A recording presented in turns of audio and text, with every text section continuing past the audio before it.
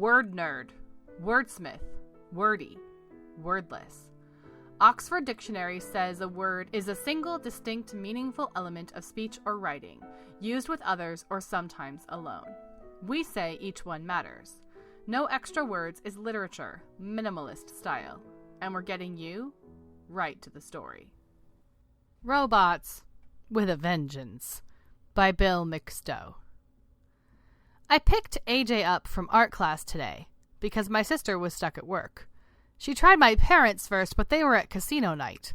There is no reception in the church basement. One thing, my sister said, he was told no robots. He may not be at his best. For a 10-year-old, my nephew can draw. The kid has talent. Every picture he draws, though, has a robot in it. My sister puts the stuff on Facebook all the time. Robots at the first Thanksgiving got over 100 likes. Rudolph the Red-Nosed Robot was pretty popular, too. My favorite was Baby Robot Jesus in the Manger. It was hilarious, but only got 6 likes. The art teacher, a matronly type, was waiting by the door of the studio with my nephew. He didn't look too happy. She asked me to step inside. We all sat down at a big circular table that was about 2 feet off the ground. My knees almost went through my chin. The woman explained the day's lesson to me. It was about proportion, drawing circles and ovals and human heads and ears and junk. I got the gist, but the finer details escaped me. I was distracted by the mole on her face. I felt awful about it, but the thing was the size of a walnut. The woman, a very nice woman, frowned when she showed me AJ's attempt at proportion. It was a picture of a robot blasting away at human faces in the sky.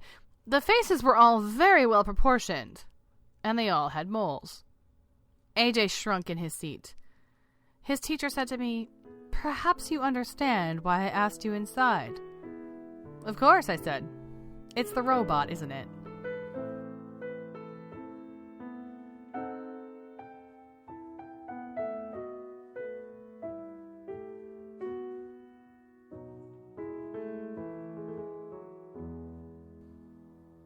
Reinvention by Tina Taco. When my father's new wife asked about the girl in the picture, he said I came with the wallet. Bernadette told me this herself the first night I stayed at the house in Santa Clara. Bernadette does mani-pedis on Tuesdays and Thursdays at Neil's Nails, and I tell myself the combination of polish remover and nail gel encouraged her to believe his tale. When she started out, Bernadette could only paint stripes, diagonal in one direction, but by the time she moved on to shapes, it occurred to her that the girl in the picture had gone from pigtails to a pixie cut.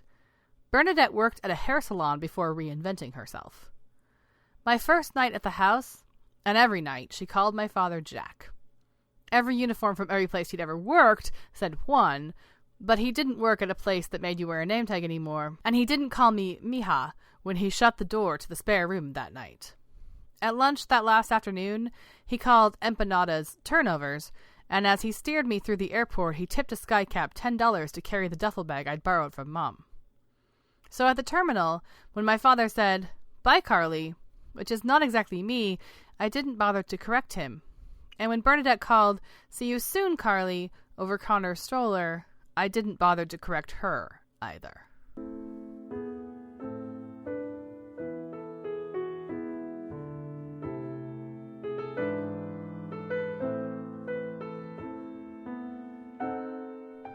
Hello there. Welcome to No Extra Words, the Flash Fiction podcast. My name is Chris Baker-Dersch. I'm your producer and editor. We're doing 4 stories by 4 contributors today. It's a style of episode we don't do all that often. I actually looked when I saw this one was coming up. This is the 4th time this year in 2016 that we've done this. We haven't done one since July. So it isn't very often that we get to squeeze in. It takes really short stories that pair really well together in order to do this. And so we don't do it that often. And what's interesting is Tina Taco has been in on these before. She has shared, this is her 3rd story that she's shared with us in the history of the show. And everyone has been on a 4-story episode. So I'll put links to each one of the 4-story episodes we've done in the past in the show notes, just in case you're curious and want to hear more of this style of story. We are all reinventing ourselves like the characters do in Tina's story Reinvention today. We started off with a creation of the world around us as we do in art.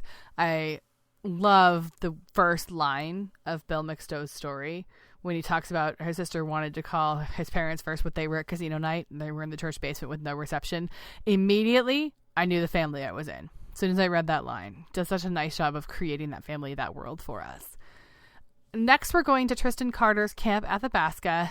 Tristan has been super flexible with us. Camp Athabasca was originally going to go into a summer camp special that I was going to do over the summer. We did one in summer 2015, which again, I'll link to in the show notes, and wanted to put one together. And life just did not work that way during summer 2016. And I said to Tristan, I said, can't use it in that, but I have this great episode coming up about people reinventing themselves first day of November. I would love to slot it in there, because isn't that what everybody does when they go to summer camp, is you get to become some different version of yourself? Whether that's good or bad, you end up in the woods with these people and you got to figure out how to be you in that new environment. And so that is coming up next. I will do my best NPR on this, and I will tell you that while this episode is not explicit and contains no explicit language in any way, Tristan's story does acknowledge the presence of puberty and the biological realities thereof. So if you have small people in the room that you're not ready to talk to about that with, maybe skip this story. And we're going to close out with Dontavian Harris's June 9th, 2015. This story reminds me of, I think it was one of the creators of MASH once said that the way to get really great characters in fiction is to take your characters and put them exactly where they don't want to be, which is perfect for when you think about what MASH is. And I think a lot of stories really operate well in that space. Dontavian's character is going on a trip. He does not want to go on this trip, and it's sort of doomed right from the beginning, and that's where I will end that, because you're going to hear it to close out this episode. Thanks so much for tuning in today. In the United States, next Tuesday is Election Day, and whoever wins, loses, or draws, I will make you one promise. Next week's Election Day episode will have nothing to do with the election. So go vote, and I will see you guys next week.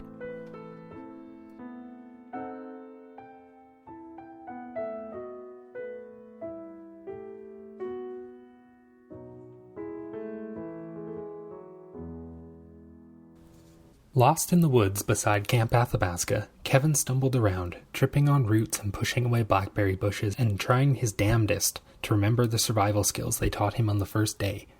He took his knife out and carefully pulled the blade out with the tips of his fingers and started marking the trees, and as he did, he started to make more intricate symbols, and this helped him take his mind off what felt like a dire situation to him in the moment, when really he was less than 100 yards from the campgrounds. After a while, he became okay with the possibility of being lost. Camp Athabasca was a Christian summer camp, and Kevin hadn't realized how much praying and talking about God there would be at a Christian camp. He had assumed that it was Christian in name only, like his Uncle Steve. He also didn't like his cabin leader, Schroeder. Schroeder was always pushing him to swim and play basketball, even though Kevin told him he was no good at these things. He continually corrected Kevin whenever he said Indian. "We're on indigenous land, Kevin, not Indian." Kevin knew this, but indigenous had too many syllables and consonants for him to overcome with his lisp, so he just kept saying Indian and endured Schroeder rolling his eyes and correcting him. Further into the woods, he sat down and took his water bottle out and drank it all, another thing he would have known not to do had he remembered first day's survival class. He thought about how nice it would be to sleep, or maybe just live out in the woods. The night before, he had woken up and climbed down from his bunk to find his bunkmate, Colton, super popular with both his cabin mates and Schroeder, sleeping with nothing but a towel over his boner.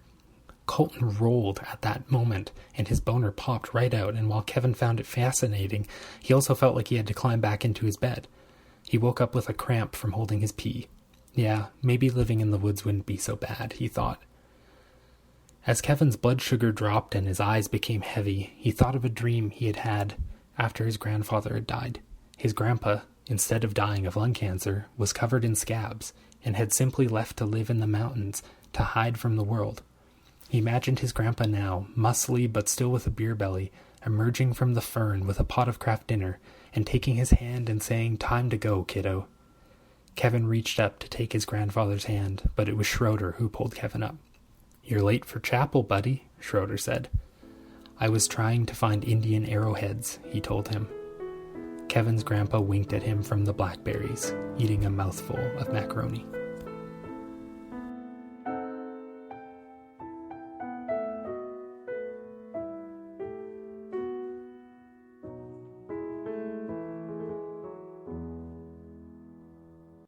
June 9th, 2015, by Dontavian Harris. I can't believe Dad was really putting me on this thing. I mean, why can't he just drive me? It's not that far. And what about Mom? Couldn't she have come to get me? All aboard! Yelled a man at the entrance of my train car. Middle-aged men and women rushed to the train car steps with their briefcases and purses. I just stood there. I didn't want to go. I was the last to even approach the train, and I could see that the man was getting irritated. Just a minute, sir, Dad said to the man standing in front of me. He knew what was wrong. Well, at least he should have. I never liked trains. I never even owned a toy train set. They just didn't make much sense to me. They scared me. You'll be fine, kiddo. It'll only be an hour. He was so sure that nothing could go wrong within an hour. I, on the other hand, was skeptical. Reluctantly, I boarded the train. 1 step, 2 step, 3 step, door closed. The train didn't even wait for me to sit down. I was grabbing onto the back of seats for balance the minute the door shut. It must have been a full 5 minutes before I found my seat, or maybe it just felt that way. It didn't help that I needed to use the restroom either. Ticket, please. The man from the door was right beside me, scanner in hand and a frown on his face. Yes. Could you please tell me where the restroom is? I asked him as I handed him my ticket to scan. Straight back, he replied. No way. Absolutely not. I am not walking all the way back there. I'll just have to hold it. My legs began to shake after 10 minutes of holding it in. I had to get up. I had no choice at this point. I turned around and looked toward the restroom. It had to be about 30 seats before I'd get to it. I was too terrified of what could go wrong to even move, let alone walk that far. However, my bladder wasn't being patient. It was time to go. I got up and began walking toward the restroom, but as I took my second step, it seemed as if the old lady that was seated behind me was having bladder issues too, because she flew out of her seat. So did the guy behind her, and about 30 more people behind him. I flew from center aisle right into the man on my left, who was now lying against what used to be a train window. I wasn't sure what exactly was going on, but I sure didn't have to pee anymore. Thanks for listening to the No Extra Words podcast. For more information on today's stories and contributors, or to learn how to submit your own work, please visit us at noextrawords.wordpress.com. The best support you can give the show is to recommend us to your family and friends. See you next time.